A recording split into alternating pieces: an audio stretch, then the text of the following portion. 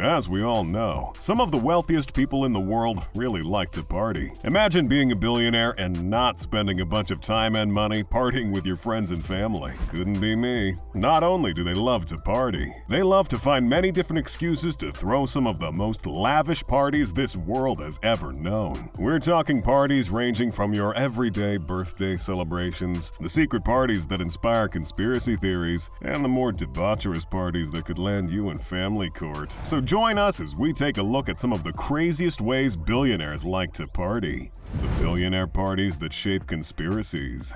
Now and then, the super wealthy get together under the most suspicious circumstances in the most clandestine way possible to potentially discuss matters of world-shaping proportions. And boy, are there conspiracy theorists ready to just eat it up. One of these conspiracy-inducing gatherings is known as Bohemian Grove, a mysterious annual retreat of powerful people in Northern California. No one truly knows what goes on there, but if you were to believe the spokesperson for Bohemian Grove, it's nothing more than a chance to share a passion for the outdoors, music, and theater. How conveniently not suspicious at all. For a couple of weeks, every July, wealthy leaders, businessmen, and politicians gather in the woods, where they make powerful decisions over copious amounts of alcohol. Of course, the members of this group have been kept private, but over the years, there have been leaks here and there. Politicians like George Bush Jr. and Sr. have been discovered attending the Grove. And back in the summer of 1968, Ronald Reagan reportedly agreed not to primary Richard Nixon, as the two mingled there. Politicians know all about the Grove. Former President Bill Clinton once said, "That's where all those rich Republicans go out and stand naked against redwood trees, right?" And we know that world-changing events like the early planning for the Manhattan Project took place at the Bohemian Grove. Nothing like the fresh, woodsy air to help you plan out weapons of mass destruction, I've heard. Yeah.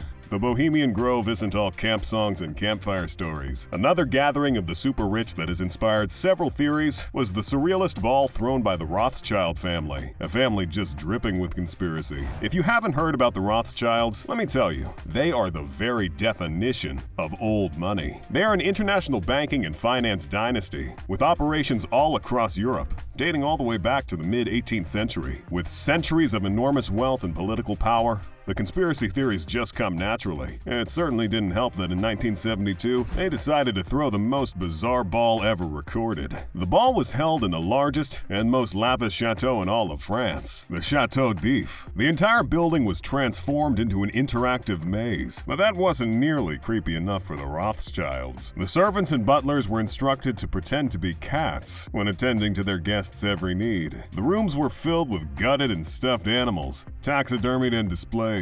Even the plates were covered in animal furs. Salvador Dali probably figured out there would be leaked pictures of the event, so he went ahead and designed for the guests some of the freakiest fashion costumes that'll haunt your nightmares. With Baroness Rothschild herself appearing wearing a golden deer's head with tears made of real diamonds. A very normal costume for a very normal party. What really went on in this party isn't known. As far as we can tell, this might have been the only party of its kind thrown by the Rothschilds, but it probably wasn't. Throwing crazy parties is half the part of being a billionaire after all. Billionaire birthday bashes.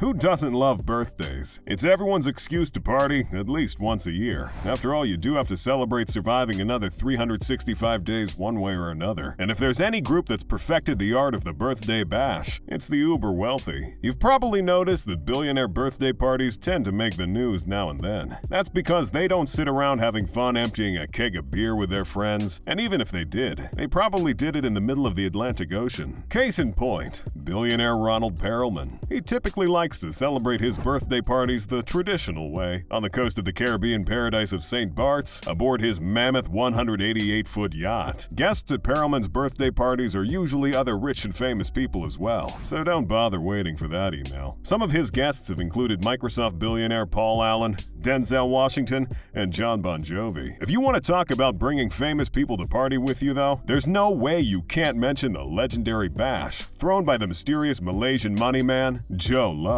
Before he was accused of alleged international money laundering, Joe Low used his up to $1 billion in siphoned funds to throw a pretty sick 31st birthday party. He built what looked like an aircraft hangar on a vacant plot of land, which was in fact staging grounds for an A-list level party. The kind of party where you needed to know someone who knows someone before you could even serve drinks at. The party was filled with celebs like Kanye West, Kim Kardashian, and Jamie Foxx. Joe Lo invited a few famous musicians as well. He invited Korean pop sensation Psy to perform Gangnam Style, Britney Spears to sing Happy Birthday, and Leonardo DiCaprio to rap?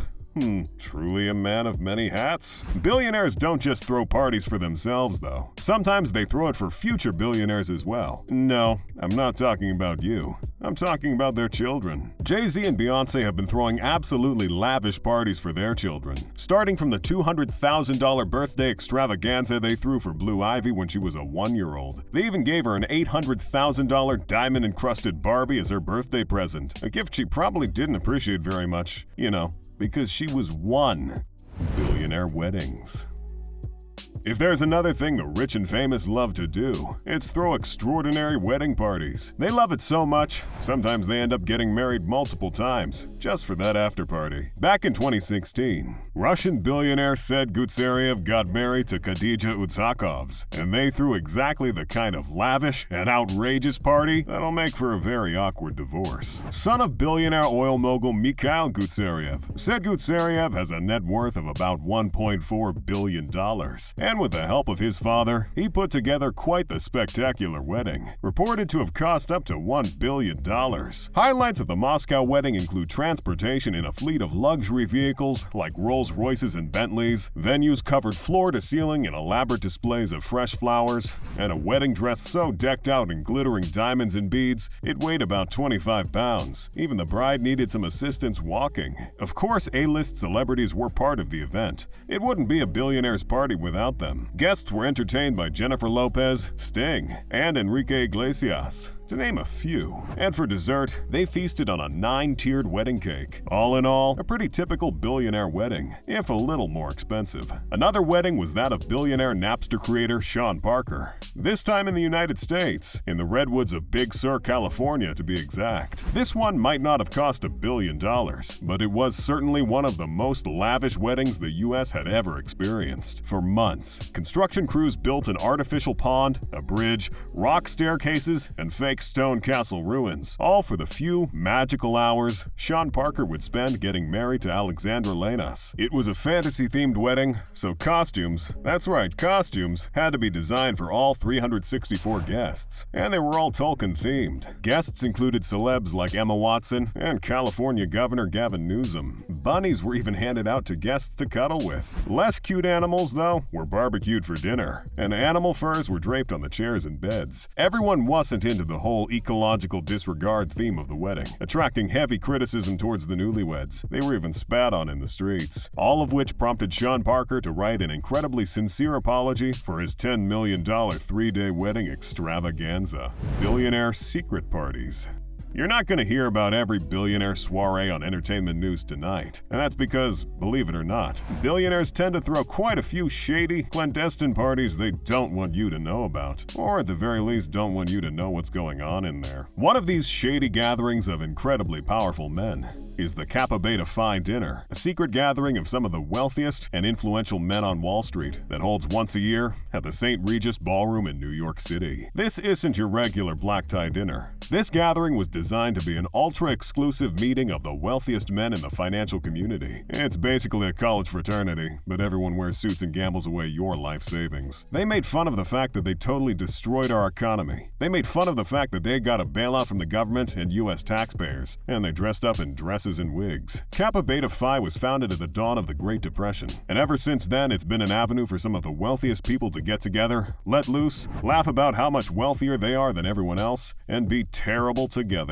According to Kevin Roose, that is. He's a reporter that snuck into the 80th anniversary Kappa Beta Phi dinner back in 2012. That is, before being kicked out by billionaire politician Wilbur Ross. Not all secret billionaire parties are about wearing stuffy suits and dinner talk. Nah, sometimes they just want to break the law. Just ask the Epsteins. When you live in a country like Saudi Arabia, with incredibly strict party laws, you're gonna want to keep your law-breaking revelry on the hush-hush. And that's what one Saudi prince named Faisal did. In a kingdom of about 10,000 incredibly wealthy princes, Faisal is what you'd call a second-tier cadet prince. Basically, he gets to enjoy the privileges of princehood without having to worry about doing something boring, like being king. And boy did he flex those privileges. Much like his fellow royals, he threw an incredibly decadent Halloween party, details of which were supposed to remain on the down low. Unfortunately for Faisal, in a leaked diplomatic cable. Turns out, this party was quite contrary to Saudi law and custom. There was plenty of alcohol, drugs, and lots of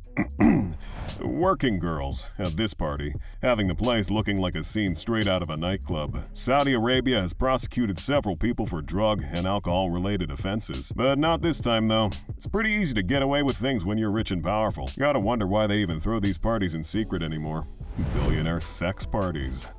It turns out, the movies were right all along. Rich and powerful people do enjoy their lusty love lounges and depraved dalliances. But you probably already knew that, didn't you? The Cannes Film Festival is a lot of things to a lot of people. From a celebration of art to a glamorous party. But for the Hollywood heavyweights and wealthy businessmen from around the world, the Cannes Film Festival is a different kind of party. When the night comes rolling around, the parties here are the kind of crazy you'd call unrealistic in an X-rated movie. Hundreds of working girls flock to the festival to ply their trade. I'm talking high-end call girls capable of making up to $40,000 a night. According to a Lebanese businessman who described the scene to The Hollywood Reporter, you can find about 30 or 40 luxury yachts parked in the bay during the festival each year, each boat filled with women, drugs, and alcohol. Let's just say that sleeping is not a priority in Cannes. And apparently, all of this has been going on right under our noses for the past 60 years. But honestly, can we really blame them?